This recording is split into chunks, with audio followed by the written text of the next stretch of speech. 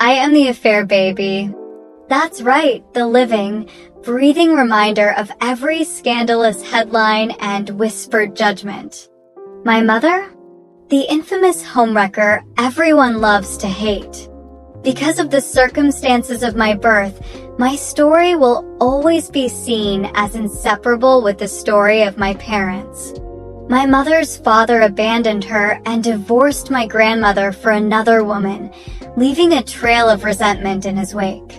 My grandmother, shattered and bitter, drowned herself in alcohol and made my mother her personal punching bag, both physically and emotionally.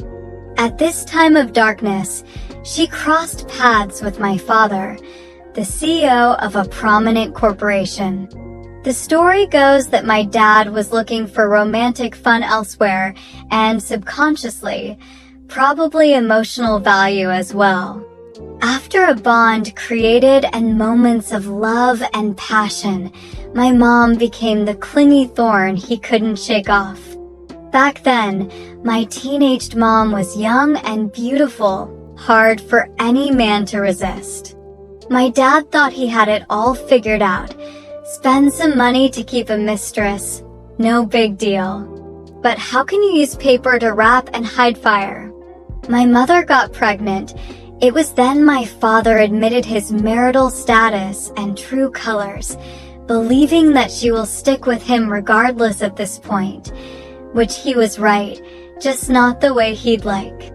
My mother didn't want to return to her mother, nor did she want to blow out the only light in her life. But what she didn't know was, it is nothing but a fall without an end for her. My father thought he had everything under his control, but little did he know, my mom had bigger ambitions. After all, she was educated on the whole one pair of couple type of romance, and marriage is the ultimate goal. When her attempts to be the only one failed, she resorted to dramatic tactics, crying, throwing fits, and even threatening to kill herself, and brought me into this world. I was born a month premature. Why? Because when my mom heard that my dad's wife had given birth, she rushed to the hospital for a C-section. The moment the anesthesia wore off, she called my dad, demanding he come and acknowledge his crying newborn daughter. My dad turned off his phone. Honestly, I don't hate him at all. Who wouldn't regret getting involved with such a relentless woman?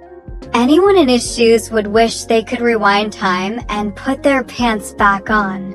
Unfortunately for him, because of me, he couldn't get rid of my mom. She warned him, if he dared to abandon us, she'd take me and jump from the balcony of his company building. When it came to dramatic ultimatums, my mom was a woman of action, not just words. At least she created enough of a spectacle to get the desired effect. My dad set us up in a small apartment and sent us some living expenses every month. My mom's stubbornness and shameless persistence ensured we had a roof over our heads. My earliest memory of my dad involves my mom calling him nonstop for a month, escalating to her attempting suicide using sleeping pills and cutting her wrists multiple times. Finally, he begrudgingly showed up at our apartment. He tossed down a stack of cash with a look of irritation. Isn't this all you want? Tell my secretary next time. Don't call me again. My mom immediately launched into an old tirade, her voice sharp as a train whistle. Christian, where's your conscience? Do you remember back when?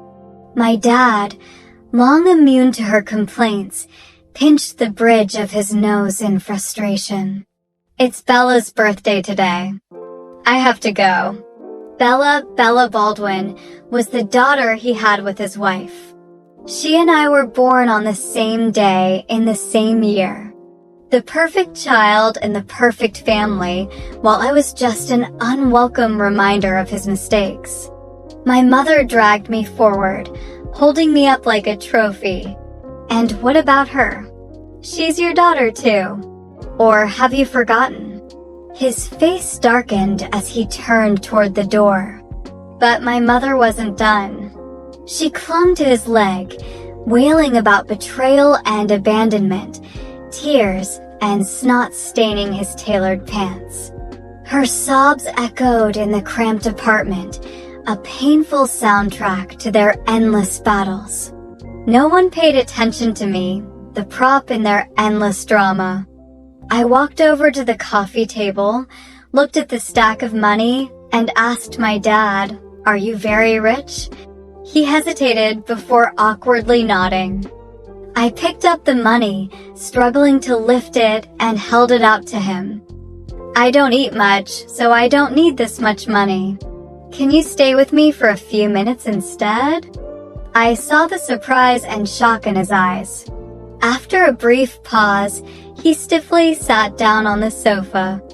I grabbed a tattered booklet, an ad giveaway from the supermarket with simple stories and cartoon characters.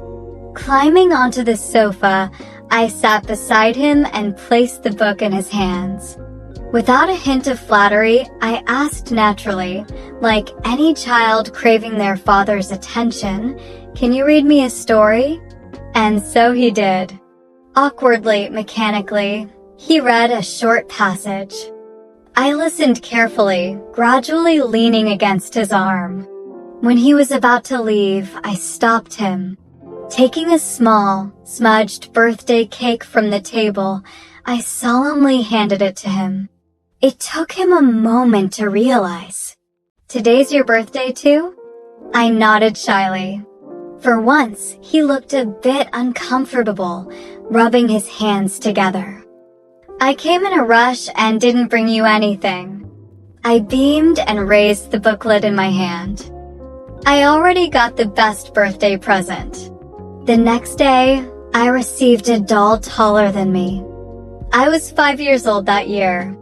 Some children learn to walk or talk early. My gift was different. By then, I already knew how to read the room, watch people's faces, and calculate every move. It was a survival skill I'd need for the rest of my life.